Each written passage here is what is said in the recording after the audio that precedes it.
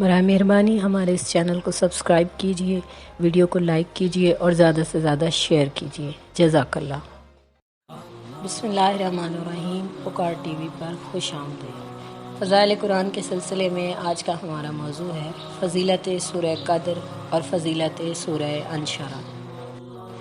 فضیلت سورہ قدر۔ حضرت رسول اکرم صلی اللہ علیہ وسلم نے ارشاد فرمایا کہ سورہ قدر کی تلاوت کا ثواب ماہ رمضان کے روزوں کے برابر ہے۔ حضرت امام زین العابدین علیہ السلام کا ارشاد ہے کہ جو سواری پر سوار ہوتے وقت سورہ قدر پڑھے تو وہ موجب سلامتی ہے۔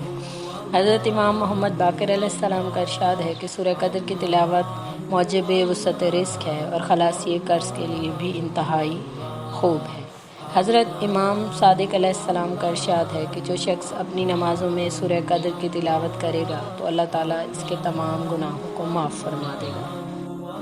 فضیلت سورہ انشرح۔ حضرت رسول اکرم صلی اللہ علیہ وسلم کا ارشاد ہے کہ جو شخص سورہ انشرح کی تلاوت کرے گا تو اسے اللہ تعالیٰ یقین و عافیت عطا فرمائے گا۔ جو کوئی درد سینہ کے لیے پڑھے تو شفا عطا ہو اور برکت مال و دولت بھی نصیب ہوگی۔